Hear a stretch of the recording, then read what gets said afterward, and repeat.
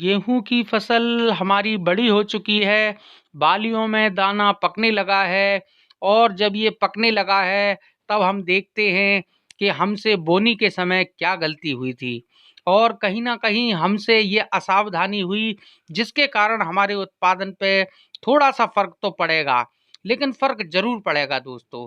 तो हम उस असावधानी की बात कर रहे हैं, जो हमने बोनी के समय जो दाना बोनी मशीन से गिरता है, उस समय हमने ध्यान नहीं दिया कि दाना सही से गिर रहा है या नहीं।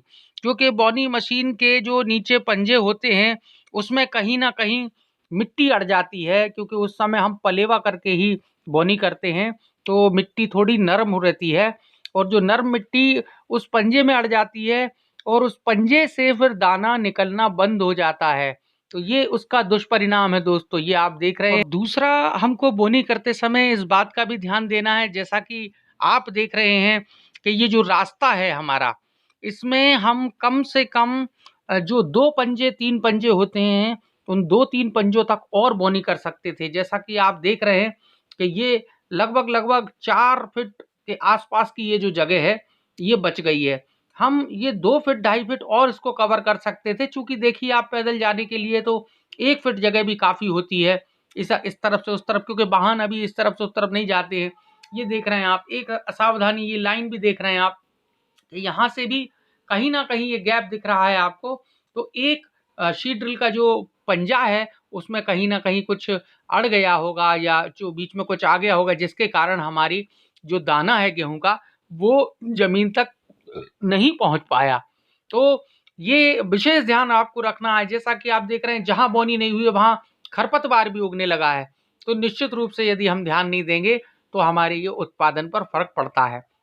ये जैसा कि आप देख रहे हैं, ये खरपतवार अनायास बढ़ जाता है। जहाँ हम कुछ बाउंडी नहीं करेंगे, निश्चित रूप से वहाँ कुछ न कुछ खरपतवार उग जाता है।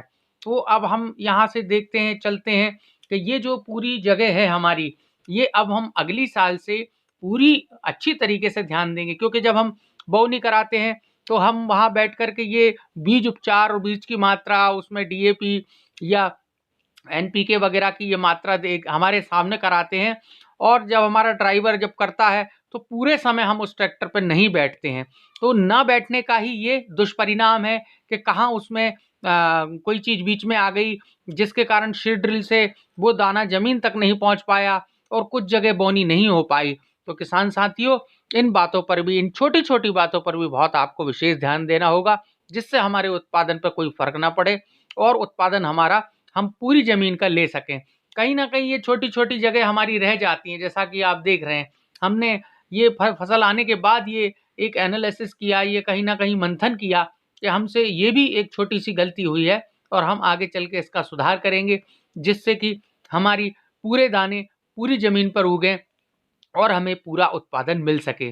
तो इस प्रकार की छोटी-छोटी बातें भी हम आपको बता कर के आपके जो उत्पादन है, उसको बढ़ाने में आपको मदद करना चाहते हैं और हम इन सब छोटी-छोटी गलतियों से आगे चल के सीख लेना चाहते हैं। इसी प्रकार दोस्तों, आप हमारे वीडियोज़ को देखें।